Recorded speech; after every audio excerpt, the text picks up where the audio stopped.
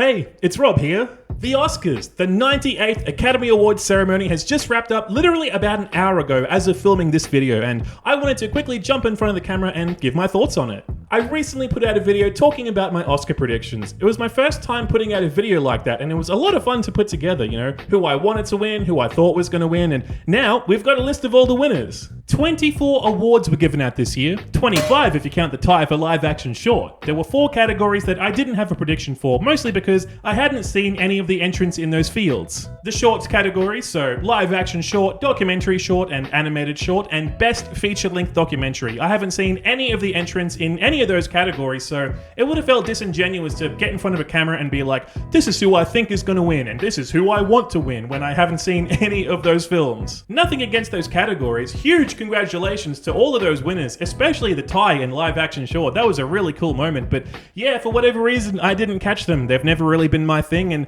you know, this year I'm going to try and catch at least some of them, so I'll have something to say for next year's Oscar season. But anyway, I've got the list of award winners here in my hot little hand, so let's go over my predictions. Was I right? Did my dreams come true? Or was I completely wrong? I'm going to go in a sort of reverse order to my predictions video. In that video, I had Best Picture up first, but in this one, I'm going to finish up with the Best Picture, and I'm going to start with the technical fields. Best Visual Effects. It was Avatar. I predicted it. I kind of made a whole thing of it in my predictions video, and yeah, it was very obviously going to win. James Cameron's sci-fi films have never lost in the VFX category. You know, going all the way back to the 80s, you know, movies like The Abyss and then Terminator 2, the other Avatar movies. And considering its competition, I mean, you got Sinners, which did have some really good VFX, but it's not a very VFX-heavy movie. And The Lost Bus, which also had some great effects, but I didn't see any hype for The Lost Bus in the lead-up to the awards. And then Jurassic World Rebirth. Are we serious? We're still going with these? The only competition to Avatar Fire and Ash is probably F1, which, granted, had some pretty great VFX. You should check out the behind the scenes for it. It's actually really fascinating what they did, but yeah, none of these films were going to beat an Avatar movie for best visual effects. You gotta remember, it's the Oscars. A lot of the time, they don't give the most artistic thing the award, they give the award to the biggest thing. Avatar Fire and Ash had the most VFX. It's a very VFX heavy movie, and I don't think it was going to get beat for the best VFX Oscar by a film that doesn't have as much VFX as Fire and Ash does. Maybe an MCU movie could have done the job, but considering the MCU movies that came out in 2025, let's not talk about that. Maybe Superman. Superman is basically the only film that I think could have beat Avatar Fire and Ash for the best VFX Oscar this year, but it wasn't going to happen. It's an Avatar movie. It was always going to win. Big Jim never loses. Avatar fans stay winning, even though that movie was kind of mid compared to the other Avatar movies. Best film editing. One Battle After Another is who I wanted to win. One Battle After Another is who I predicted would win. And One Battle After Another is who won. This is a pretty easy lock for me. The editing in One Battle After Another does a fantastic job. It's a big reason why the pacing of that movie works so well. It's a long movie, it's over 2 hours long, and it doesn't feel like it at all. That's a testament to just how tightly the movie was edited together. That's not to discount the other nominees though. Sinners had some absolutely incredible editing, especially during the I Lied to You sequence, and Marty Supreme had some crazy editing. Sometimes I can't believe that movie even exists. But yeah, One Battle After Another, very easy lock for me, and I'm happy that it paid off. Best costume design. I think I predicted that Sinners was going to win this one, but that I wanted Hamnet to win. Frankenstein was actually the winner at the end of the day. A very well-deserved award. It's one that I should have seen coming, in all honesty. Frankenstein has some excellent work in the costume design department. The costumes are so flamboyant and larger than life and fit really nicely to that sort of Guillermo del Toro enhanced fantasy aesthetic. I thought the Sinners sweep was going to take effect with this particular category. The costume work in Sinners is really top tier, and I thought the period costuming was going to end up with a win, but nah, it wasn't going to beat the Guillermo del Toro aesthetic that's really popular with the Academy. Best makeup and hairstyling. I really wanted the Smashing Machine to win this one. I thought they did a fantastic job transforming Dwayne Johnson in the movie, but nah, it got beat by Frankenstein, and that's basically what I predicted would happen. The makeup effects in Frankenstein are pretty top tier. I mean, you got that Guillermo del Toro aesthetic, but just the work put into transforming Jacob Elordi is just fantastic. So it's a pretty obvious winner, all things considered, and yeah, I got that one right, so 1 point for Rob. Best cinematography is another L for me. I predicted and wanted One Battle After Another to win, but it was Sinners that took home the award at the end of the day. It's a pretty good win, but One Battle After Another, oh man, that movie looks so good. The car chase at the end with the rolling hills, it's one of the best looking car chases I've ever seen in a film. But Sinners took the award, and you know what? I'm pretty happy with that. The cinematography in Sinners is still crazy good at the end of the day, especially during the I Lied to You sequence and the Irish dance number in the middle as well. The film looks fantastic. So many great night shots. The use of darkness in the film is pretty fantastic. It's a great looking film. It's a pretty deserving winner. But I was wrong. Sinners beat One Battle After Another, so what are you gonna do? Best production design. This is another one that I was totally off the mark on. I keep underestimating Frankenstein, which is the film that won in this category. I was hoping that Hamnet was going to take that award. I'm a real sucker for that kind of historical production design and the whole Shakespearean angle, setting it in that time period with the plays and everything like that. I thought they did a fantastic job bringing that era to life. But my prediction to win was Sinners, and I thought the Mississippi Delta 1920s aesthetic was going to win over all the voters, especially with the whole Sinners sweep thing in effect, but no, I keep underestimating Frankenstein. It keeps coming out on top. Best sound. I had a lot of people calling me crazy for this prediction. I predicted F1 would win for best sound, and lo and behold, F1 won for best sound. I mean, it is what it is. I talked about it when I was talking about VFX. A lot of the time the Oscars don't go for the best, they go for the most, and because F1 is probably the loudest movie out of these nominations, it was gonna win. It was pretty obvious. I would have loved to see One Battle After Another get the award for best sound. It does such a fantastic job of building this really tense soundscape, but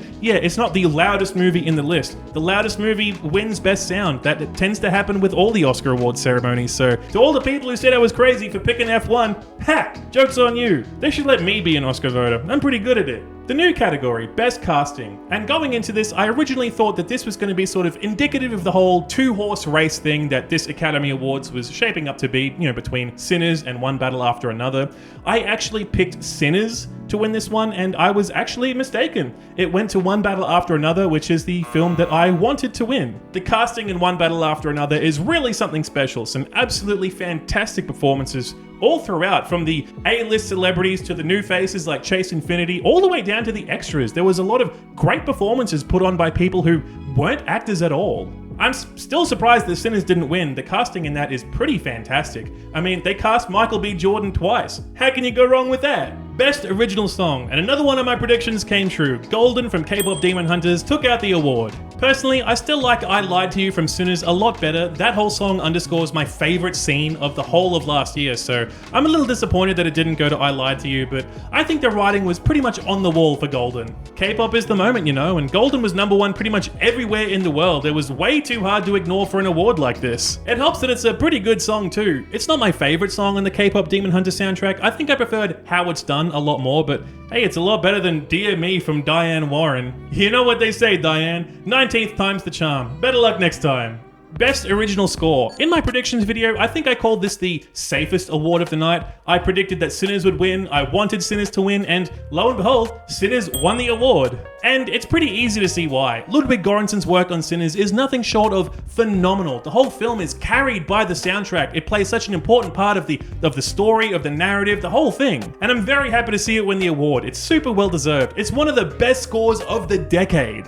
Best International Feature, Sentimental Value won, and it's what I predicted would win. It wasn't really what I wanted to win, but I didn't really have a who I want to win in this category because they snubbed No Other Choice so bad. How could they do that to my boy? How could they do that to No Other Choice? It's such a good movie. But the Oscars have been doing this thing for the last 10 or so years where one of the Best Picture nominations will also be in Best International Feature, and the last couple of years they've actually had 2 Best International Features in Best Picture. The other competition it had was The Secret Agent, but The Secret Agent only had a couple nominations, whereas Sentimental Value had 9 nominations all night, so it was a very obvious pick that they're just going to give it to the movie with the most nominations. The Oscar voters, they don't watch all these movies. The Oscar voters, they don't watch It Was Just an Accident. They don't watch The Voice of Hind Rajab. In this category, the Oscar voters vote for whichever film has the most nominations, which in this case is Sentimental Value, and there's no Emilia Perez level bad press to taint the nomination, so yeah, it's a very obvious winner. Let's be honest, at the end of the day, the Oscar voters aren't watching all these these movies. If they did, a movie like No Other Choice would probably get a nomination, and it would have been a pretty fantastic winner. But look, diatribe over, sentimental value, it's a good win, it's who I predicted, so let's just move on. Best Animated Feature, another correct prediction from yours truly. K-Pop Demon Hunters won the award, and that's who I predicted. Personally, I was still hoping that Zootopia 2 would win this award. It's my favorite out of the nominees here, but look, at the end of the day, I'm pretty happy that Disney lost again. What is that, 4 in a row that they've lost Best Animated Feature? You love to see it. You love to see the House of Mouse take a hit like that. It's very cathartic. But still, K-Pop Demon Hunters is a very deserving winner. It was basically the biggest animated film of last year. You know, it had the cultural angle, it had the great songs, had the fantastic animation style. I'm pretty happy with that as a win. Best Adapted Screenplay. I both predicted and wanted One Battle After Another to win this one, and it did. This was a pretty easy lock for me. I mean, you've got One Battle After Another versus 4 films that are not One Battle After Another. That's not to hate on films like Begonia and Hamnet, which have really great screenplays, but yeah, One Battle After Another was gonna win this. The writing was on the wall. I don't think I need to say anything else. Let's move along. Best Original Screenplay was won by Sinners, who I wanted to win, but unfortunately my prediction was for sentimental value. Yeah, I know, I should have picked Sinners, the whole Sinners sweep thing, and the screenplay is fantastic, but I really just thought sentimental value would win the Oscar for this one, you know? I was thinking along the lines of, you know, best sound goes to the loudest film, and I thought best screenplay would go to the wordiest film, which out of the nominations there seemed like sentimental value. But no, my pick was wrong, and Sinners ended up taking it, and you know what? I'm pretty happy with that. It's a fantastic script. Best Supporting Actress. Yes, yes, Amy Madigan for the win. Amy Madigan got the Oscar. Let's go, Gladys Gang, rise up. Yeah, but seriously, I'm super stoked that Amy Madigan won this award. She's who I picked, she's who I wanted to win, and I'm so glad that she got it. It's a bit of a Ke Huy Quan thing, someone who's been in the industry for so long but has never gotten their flowers, all of a sudden comes out with this incredible performance in a weird genre movie and then takes home a whole bunch of awards the entire award season. And I'm super stoked for her. Her performance as Gladys is one of my favorite performances of the year. She did such a fantastic job in Weapons, and I'm glad that she got recognition for it. Best Supporting Actor, and this is another L for me, unfortunately. I picked Delroy Lindo to win this one, and I would have loved to see Benicio del Toro win for One Battle After Another, but it was actually Sean Penn that won at the end of the day for One Battle After Another. It's frustrating. I should have gone with my gut. I thought they were going to give it to Delroy Lindo. He was fantastic in Sinners, and he's been in the industry for years and years and decades now, and I thought it was going to be one of those awards where you sort of give it to him for the bulk of the career. And kind of the same for Benicio del Toro. Been around for decades, so many iconic roles, and I really loved him in One Battle After Another, but nah, Sean Penn, I should have seen that coming. It was the obvious win. His performance as Captain Lockjaw is one of the best pieces of acting I've ever seen put to film, and I feel really silly that that wasn't my prediction. So yeah, it's a super well-deserved win. Super happy to see it go to him, but yeah, I got that one wrong. Best Actress. This is a pretty easy one. I predicted Jessie Buckley to win, and I wanted Jessie Buckley to win, and Jessie Buckley won. She did a fantastic job in Hamnet, one of the best performances of the year. A super emotional performance, bringing in all of these feelings like grief and sadness and despair through her performance, and it was just kind of flawless. The only real competition that I think she had was Rose Byrne. Rose Byrne was another of the front runners, and the Aussie in me would have loved to see Rose Byrne get that nomination, but nah, I really just don't think Jessie Buckley was going to be beat here, and I was right.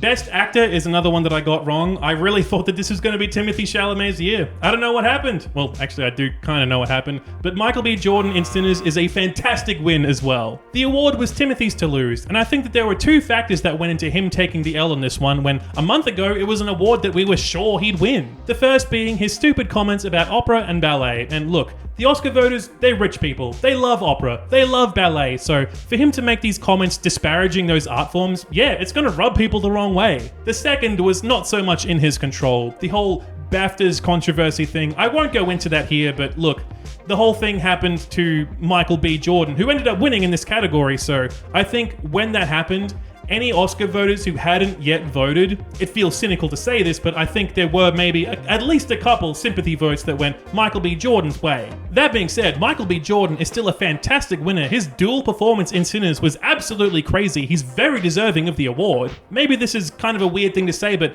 I kind of feel like he's got a better performance in him. I feel like in a couple of years' time, Michael B. Jordan is going to win another Oscar, and it's going to be for a film that he honestly deserved a little bit more than Sinners. He's got a mind-blowing performance in him. He was very good in Sinners, but I think he can do more. I think he can do more. Whereas Timothée Chalamet, I think that was Timothée Chalamet at 100%. But yeah, that's how the cards fell. Michael B. Jordan won the award, my prediction was wrong, and yeah, let's move on before I say something that's gonna get me cancelled.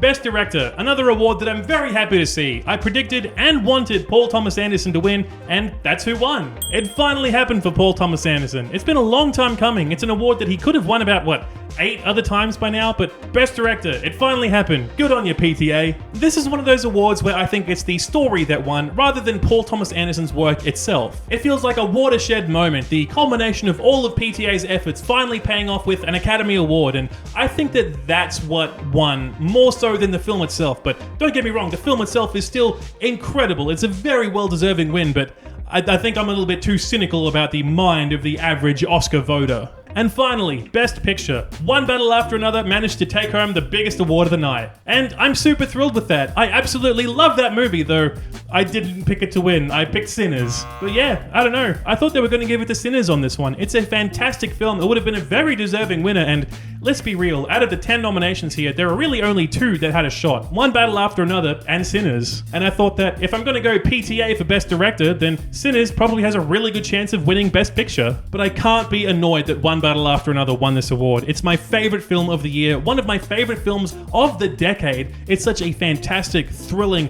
poignant film, and the fact that it got made is absolutely mind-blowing. The performances in that film, Leonardo DiCaprio, Benicio del Toro, Tiana Taylor, Chase Infinity, Sean Penn, some of the best acting this year, this decade. So yeah, it's a very, very deserving win. But more importantly, it means that F1 didn't win.